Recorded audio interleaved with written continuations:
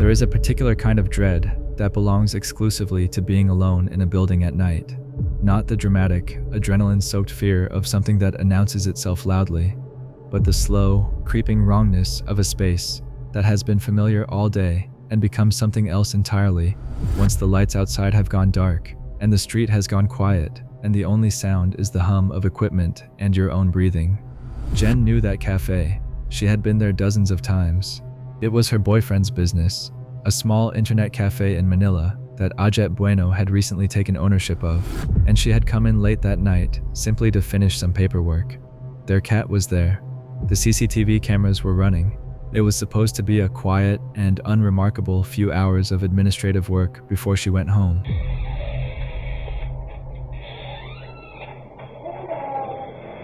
The night had different plans. The first thing that moved was a pair of headphones. They dropped from a desk in the kind of sudden, clean way that objects drop when something removes whatever was keeping them in place, rather than the gradual slide of something shifting over time. There was no vibration, no one near the desk, nothing that had changed in the environment of the cafe that could account for the movement. Jen registered it, the way you register the first thing that feels wrong in a space that should feel completely safe, with that particular stillness of a person whose body has decided something is off, before the mind has caught up to confirm it. Then, the keyboard fell.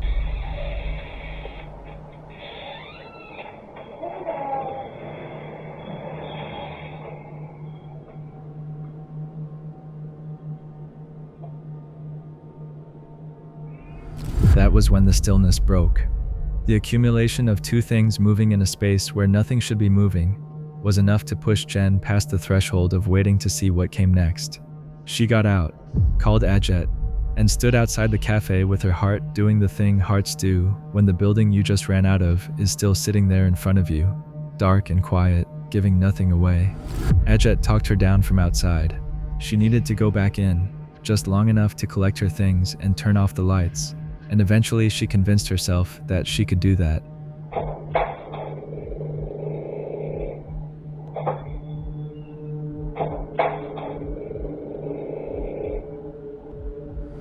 She went back inside. She gathered what she needed. She reached for the light switch in the darkened cafe, and that was the moment the chair moved. It didn't fall. It didn't tip over. It slid, deliberately, smoothly, across the floor and toward her, in the deliberate way of something that had been waiting for her to come back before it decided to make itself known properly. The distance it covered, the direction it moved, the fact that nothing in the physical environment of an internet cafe at midnight could account for a chair crossing a floor on its own, in the direction of the only person in the room.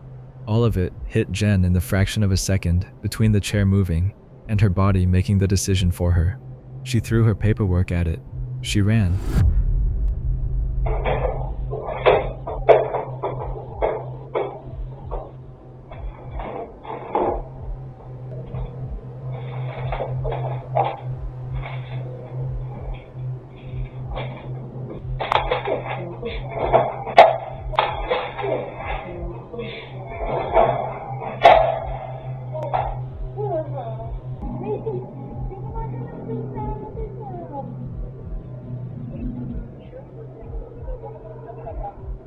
Hindi naman eh. Kala ko nga si Bulag, nandito si Bulag eh. Eh, nandun naman sa kusina si Bulag dito. Masakit naman ito. OR ata ito. Pero Xerox lang.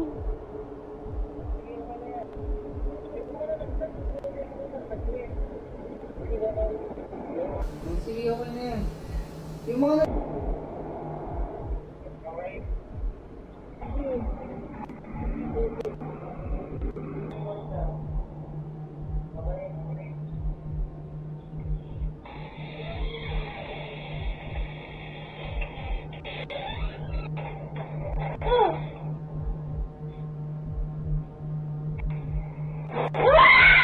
Ajet posted the CCTV footage online and asked people to watch it with an open mind. He was specific about one thing that he wanted viewers to understand before they formed their opinions.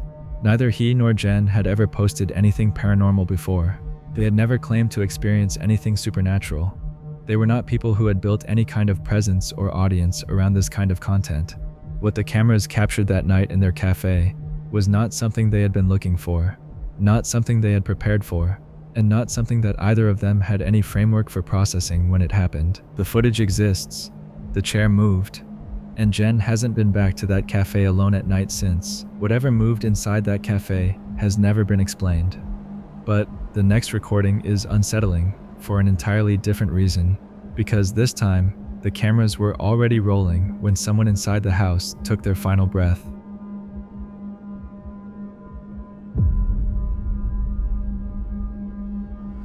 Grief does something to the way you see the world. It sharpens certain details and blurs others, and in the hours immediately after losing someone, the mind exists in a state so raw and so undefended that the boundary between what is real and what the heart desperately needs to believe becomes very thin indeed. But what appeared on the CCTV cameras outside this family's home on the day their father passed away is not something that can be explained by grief alone, because it was captured live, in real time, by cameras that don't feel, don't mourn, and don't need to believe in anything.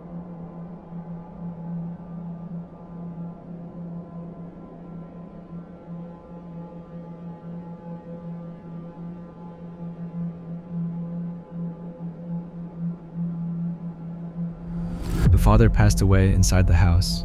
The cameras mounted outside continued running the way cameras do, indifferent to what was happening on the other side of the walls they were pointed away from, recording the garden and the surrounding space with the same mechanical consistency they applied to every other day and every other night.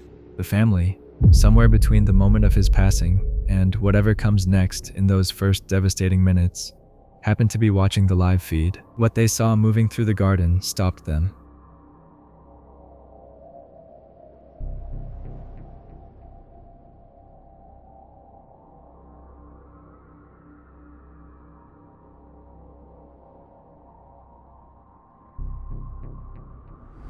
A shadow figure, defined enough to be unmistakably a presence rather than a trick of light or a shift in the camera's exposure, moved through the outdoor space in the footage captured not even 30 minutes after their father drew his last breath inside that house.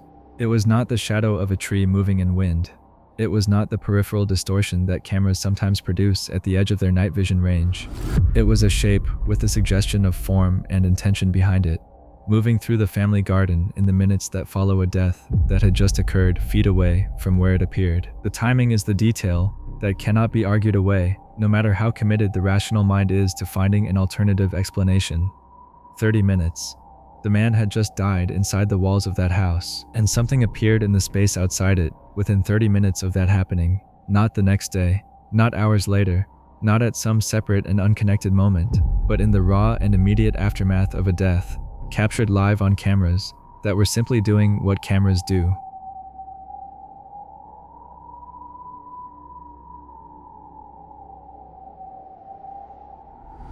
Families who lose someone often describe a moment in the hours immediately after where something shifts in the space around them.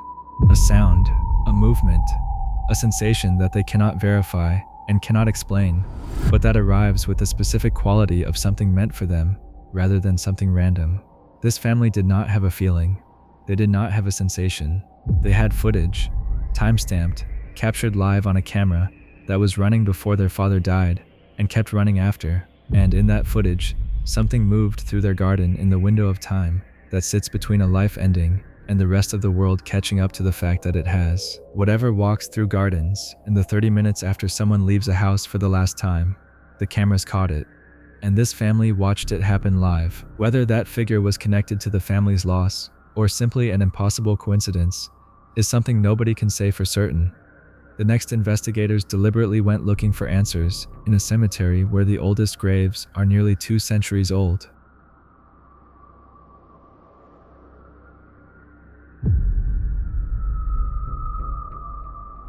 David and Dell from Signs and Signals had been inside this church before. Their first visit had already produced footage that most people would have found sufficient reason never to return. Shadow figures moving through the building, strange responses to questions called out into empty rooms, the particular atmosphere of a place that feels occupied by something that isn't visible. They had asked whatever was in there if it used to play piano. Something had answered in a way that stopped them both cold. That was enough for most people. David and Dell came back. Somebody in here. in here. This time, they weren't going inside the church. They were going into the cemetery that sits just outside it, where the oldest grave markers date back to the early 1800s, where the ground has been holding its residents for over 2 centuries, long enough that the names carved into the stone have been softened by weather into something barely legible, long enough that whatever connection those buried there had to the living world above them has passed through generations of forgetting and arrived at something else entirely. I told you, I came by here last time.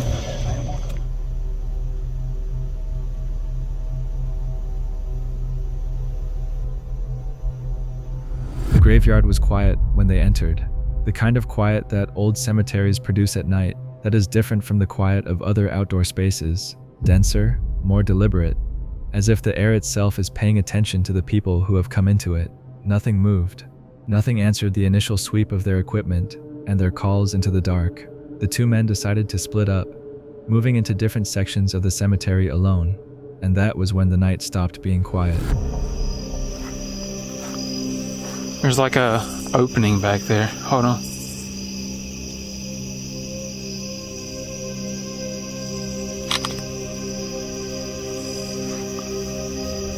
Hold on, let's get some of the front. Right? David was picking his way between the grave markers when the feeling started. The particular unease of being in a space where your instincts are registering something that your eyes can't locate, sounds at the edge of hearing, the persistent sensation of movement just outside the frame of what the camera was pointed at.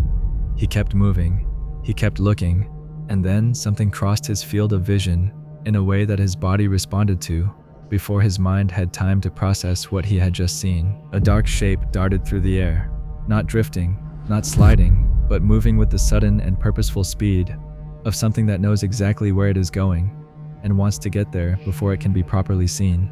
It crossed the space between the grave markers and disappeared into a bush at the edge of the path, and David was moving toward it before the image had fully resolved itself in his brain, calling out to Dell, trying to describe something that language was not quite equipped to handle. He checked the bush. He checked around it, under it, inside it.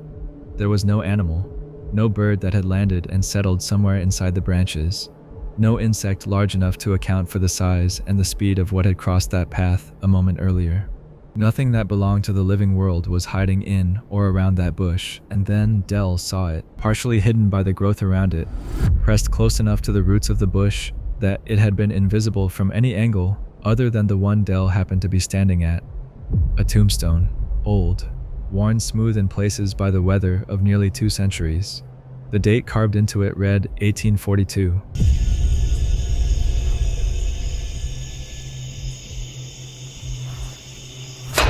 Oh, it was like, it was right around a little bit above your waist. Yeah, it was right, it was about right there. The shadow that had crossed that cemetery in the dark, moving with purpose and with speed before vanishing into the undergrowth, had vanished directly beside a grave that had been there since before anyone alive today was born. Not near it, not in the general vicinity of it.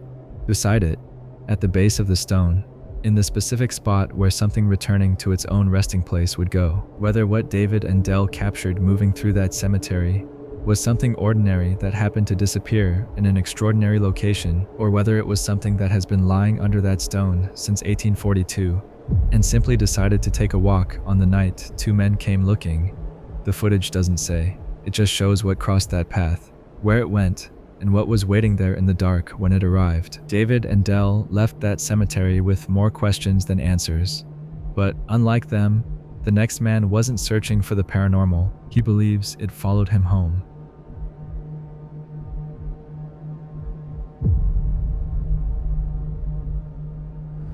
A man from Oklahoma named Kenneth turned to TikTok to share what he believes might be an ongoing haunting inside his own apartment, and the footage he's since compiled has left plenty of viewers just as unsettled as he apparently is living through it firsthand. Watch that, babe. Is that moving? Ooh! Holy shit. According to Kenneth, he's regularly felt the presence of something dark lingering nearby, something he's come to suspect might be the spirit of a child, based on the particular quality of the presence he says he senses when it's around. His dog seems to notice it too, reacting to things Kenneth himself can't see, becoming visibly frightened for no apparent reason, staring at empty space, or reacting to something in a room that, to Kenneth, looks completely undisturbed. On top of that, Kenneth claims he's witnessed objects moving entirely on their own, prompting him to start documenting these moments whenever they happen, hoping to actually capture proof of what he's been experiencing. What the? One of the clearer pieces of footage shows him sitting in his living room when he notices, out of the corner of his eye, a spray bottle sitting on the table shifts slightly. Rather than dismissing it, he turns his full attention toward it, and that's when things escalate. The bottle begins sliding steadily across the table's surface, inching closer to the edge, with no visible push or nudge behind it. Then, without warning, it shoots forward and drops to the floor, the motion striking Kenneth as nothing close to natural, nothing he felt he could explain through any ordinary mechanism like an uneven table or a draft strong enough to move it. You got something down there. That's not damn, Yeah, it is. I need the light. And as for any other cameras in the area, What the hell? I mean, look at that. It's super weird, but also intriguing and compelling to me. Oh. In the days that followed, things reportedly escalated further. Kenneth pulls up footage from a neighbor's camera across the street, one that typically picks up anyone walking through the area clearly, only to find a strange figure captured in the frame that the camera above his own door somehow failed to register at all. He goes back and forth checking multiple angles, visibly confused by the inconsistency, describing the whole situation as deeply strange, but also, in his words, intriguing and compelling, rather than something he wants to run from entirely.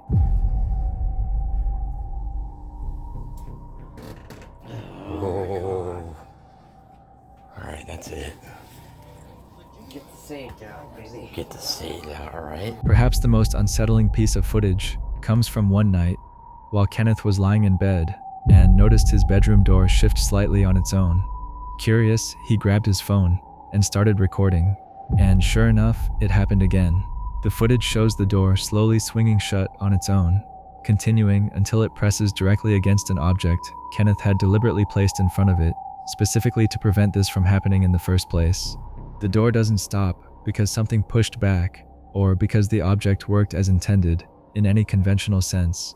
It simply keeps moving until physically blocked, the object doing exactly what it was meant to do, while offering no real explanation for what was pushing the door in the first place. Kenneth still hasn't landed on any real explanation for what's been happening throughout his apartment, and at this point, he's said, only half joking, that it might genuinely be time to consider sage, holy water, or possibly even a full exorcism, given how far things have escalated since he first started noticing something felt off in his own home. Before we continue, if you're enjoying the video, make sure to subscribe.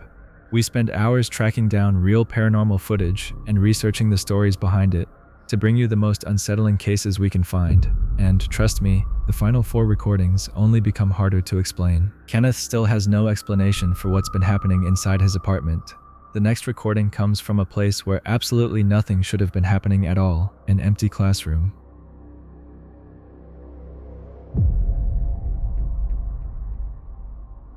Security camera footage installed in an empty classroom has left both experts and viewers thoroughly unsettled, the kind of recording that seems to defy every reasonable explanation the longer you sit with what it actually shows. The footage begins in what should be a completely uneventful setting, an empty classroom, quiet the way classrooms are meant to be outside of school hours, rows of desks and chairs sitting undisturbed, the camera fixed in its usual position, with nothing suggesting the recording is about to become anything other than routine surveillance footage, destined to be overwritten within days, like every other unremarkable night before it. Then the gate opens on its own. There's no visible hand pushing it, no gust of wind strong enough to account for the motion, nothing mechanical failing in a way that would explain a locked or closed gate, simply swinging open with no one anywhere near it. It happened smoothly, almost deliberately, the kind of motion that immediately signals something in this footage isn't going to have an easy explanation. Moments later, a girl appears, moving through the classroom and heading toward the now open gate, as though she's leaving. There's nothing unusual about her movement at first, nothing that suggests she's anything other than an ordinary student walking through an empty room after hours. She continues toward the doorway, close enough to actually step outside, when something makes her stop. She turns back.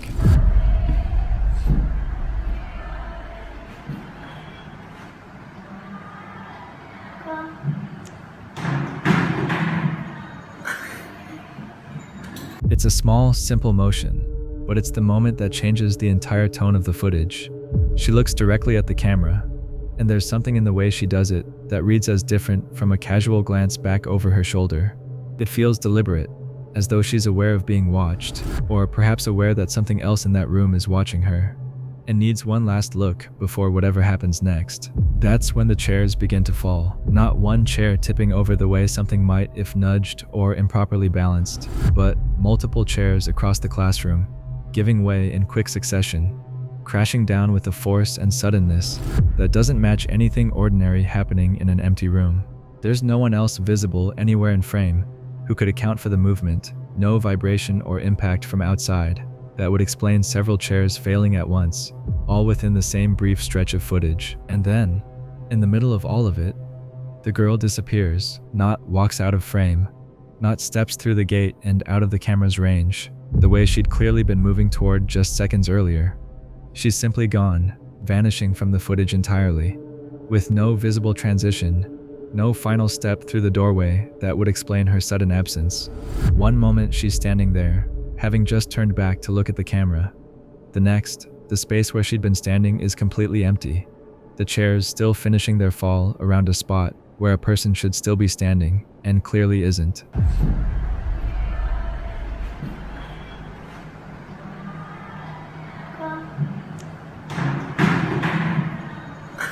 School authorities who reviewed the footage afterward have reportedly been deeply unsettled by what they found, unable to offer any conventional explanation for any part of what the camera captured that night. The gate opening without cause, a student appearing in an empty classroom outside of school hours, with no record of anyone matching her description being on the property, the sudden and simultaneous collapse of multiple chairs, and finally, her outright disappearance from the frame, all of it strung together in a single continuous recording, with no visible cuts or breaks that might otherwise explain any single piece of it as manipulated or staged. What's made this particular piece of footage so difficult to dismiss isn't any one detail in isolation, but the way each element builds directly into the next: an open gate, a girl who shouldn't have been there, a look back at the camera that feels far too deliberate, and then chaos and disappearance happening almost simultaneously.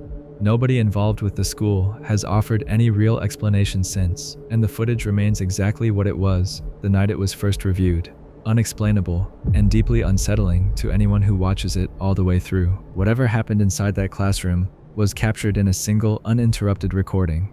The next clip proves that even somewhere as ordinary as a busy shopping mall can leave behind footage that's just as difficult to explain.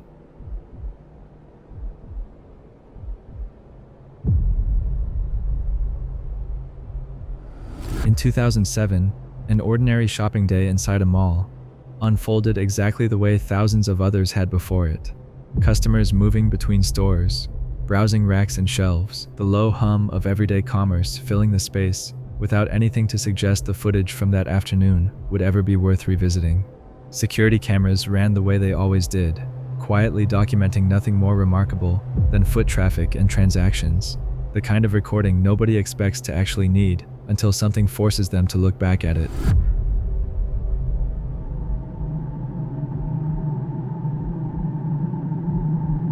Near one of the cash counters, positioned the way retail mirrors typically are, a mirror sat reflecting the ordinary movement of the store around it, customers stepping into and out of frame, employees working through the routine motions of a normal shift. For most of the footage, that mirror shows exactly what you'd expect: nothing more than a reflection of the space directly in front of it, unremarkable in every sense. Then, something appears within it. Not a person walking past and briefly caught in the reflection. Not a customer pausing to check their appearance before continuing on with their shopping. Something else entirely. A shape or presence within the mirror that doesn't correspond to anything actually standing in the physical space the mirror should be reflecting. It's described by those who reviewed the footage as scared and creepy in appearance, unsettling enough that whoever first noticed it while reviewing the tape didn't simply scroll past it the way you would with an ordinary clip of a busy shopping day.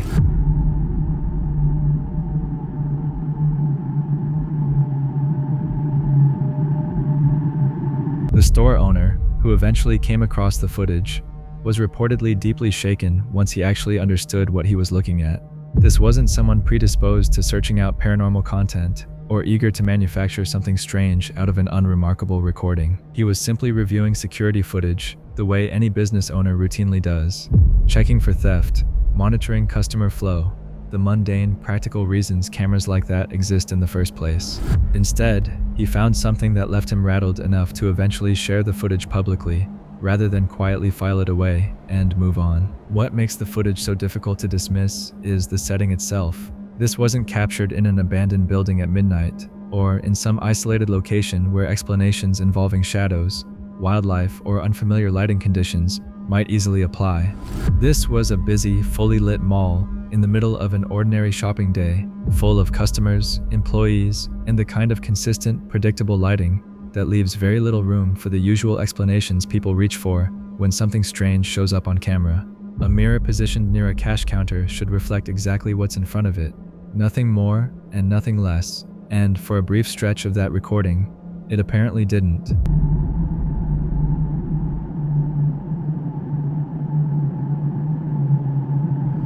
Nobody who's seen the footage since has been able to offer a conventional explanation for what actually appeared. It wasn't a reflection of any customer or employee who can be accounted for elsewhere in the frame. It wasn't explained by lighting, camera glitch, or any obvious flaw in the recording equipment itself. It simply appeared within the mirror, visible long enough to be captured clearly on the security footage, present in a space that, according to everything else happening in that mall at the same moment, should have contained nothing more than an ordinary reflection of shoppers going about their day. The footage circulated after the owner decided to share it, drawing attention specifically because of how thoroughly ordinary everything surrounding it was.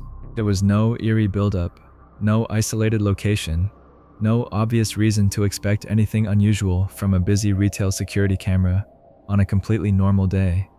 That contrast between the mundane reality of a mall full of shoppers and the unexplained presence caught reflected in a single mirror near the register is exactly what's kept this particular piece of footage circulating since 2007, unresolved and unexplained. A strange handful of seconds hiding inside what was, by every other measure, a perfectly unremarkable day. The mirror offered no answers. The next encounter happened far from buildings or abandoned locations, in broad daylight, during what was supposed to be an ordinary day with friends.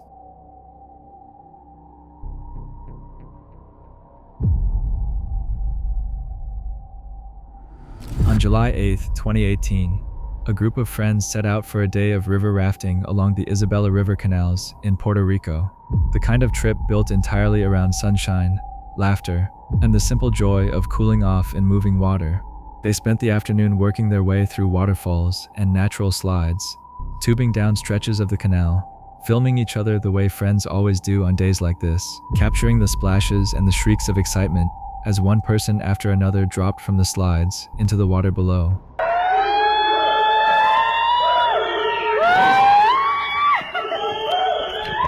Nothing about the footage from earlier in the day suggests anything was wrong. It's exactly what you'd expect from a group enjoying themselves on a hot summer afternoon. Cameras catching nothing more sinister than sunlight breaking across the water, and friends laughing as they came down the slides one after another. Then, on one of those final rides down, something else enters the frame. As one of the friends tubes down into the water, something appears behind them in the footage, moving with a speed and purpose that doesn't match anything natural to that environment. It isn't a person swimming nearby, and it isn't a trick of light bouncing off the surface of the canal. Whatever it is moves with the unmistakable posture and motion of pursuit, closing the distance behind the tuber as they drift into open water. appearing to chase them directly rather than simply existing somewhere nearby in the frame by coincidence.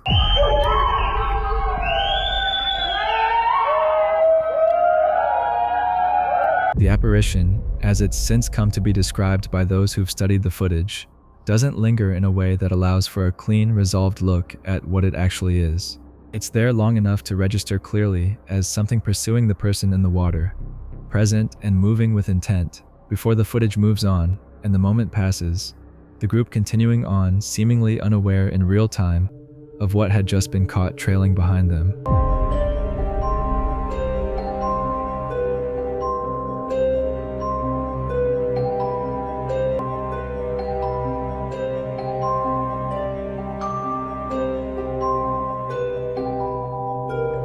What began as an ordinary, joyful afternoon of river rafting ended up producing one of the more unsettling pieces of footage, tied to a genuinely happy occasion, a reminder that even the most carefree, sunlit days can end up capturing something nobody in the group actually witnessed until they went back and watched the recordings afterward. Before we reveal the final case, remember, some of the most convincing paranormal recordings don't come from abandoned hospitals or haunted houses. They happen in places where people least expect them, and our last recording may be the best example of that.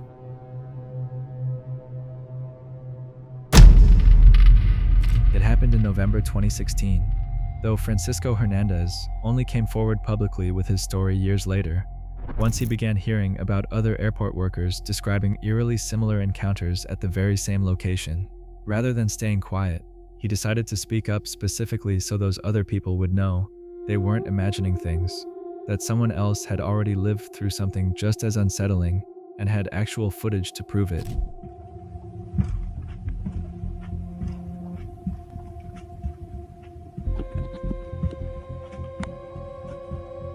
The incident happened at the tail end of his overnight shift, right around 3 a.m., the kind of hour when an airport slows down to something close to silence, most flights long finished for the night, and the terminal reduced to a skeleton crew handling routine security checks. As part of standard airline protocol, Hernandez was sent to investigate an empty aircraft after reports came in of doors banging somewhere inside the plane. A straightforward task that should have ended with him confirming nothing was wrong and heading home for the night. He boarded the dark, empty cabin alone, torch in hand, working his way down the aisle the way he'd likely done countless times before during routine checks like this one.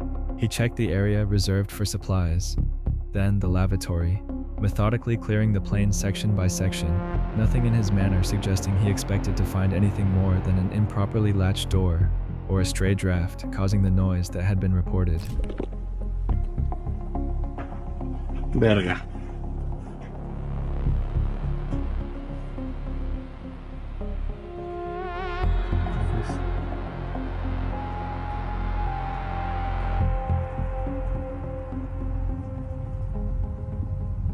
No mames. It was on his way back out, heading toward the aisle to leave the aircraft, that he heard something. He turned to see what had caused it, and that's when he spotted a dark figure at the far end of the corridor, moving in and out of visibility in a way that immediately unsettled him. According to Hernandez, his first instinct was disbelief rather than fear, whispering to himself, questioning what he was actually seeing, even stepping forward a few paces under the assumption it might simply be a trick of the light playing off the darkened cabin. That assumption didn't hold. The shape moved back and forth on its own, and once he registered that the movement wasn't something his eyes were inventing, real fear took over. He ran.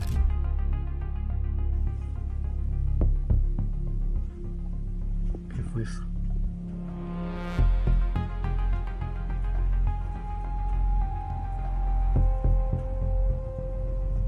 What's kept this story circulating since is the fact that Hernandez didn't just walk away with nothing but a second-hand account. He had it recorded, footage grainy and unsteady, exactly the kind of shaky, first-person perspective you'd expect from someone genuinely startled and moving fast, rather than someone carefully staging a shot for effect. Somewhere at the end of that dark aisle, something visibly moves, though what exactly it is remains entirely open to interpretation. Hernandez has said he hesitated for a long time before sharing his story publicly, well aware that plenty of people wouldn't believe him without proof. But having the footage changed that calculation for him. Without it, he's admitted, Even he might have eventually talked himself out of trusting what he saw that night. Instead, the recording remains exactly as unsettling now as it was the night he first reviewed it. A lone airport worker, a routine security check, and a shape at the end of a darkened aisle that has never been explained. And those were 8 real-life ghosts caught on camera. Which recording did you find the most convincing? Let us know down in the comments. If you enjoyed this countdown, don't forget to leave a like, subscribe, and turn on notifications so you never miss another collection of real footage from around the world. Thanks for watching, because sometimes the most unsettling evidence isn't what people claim to have seen, it's what the camera captured when nobody realized they were being watched.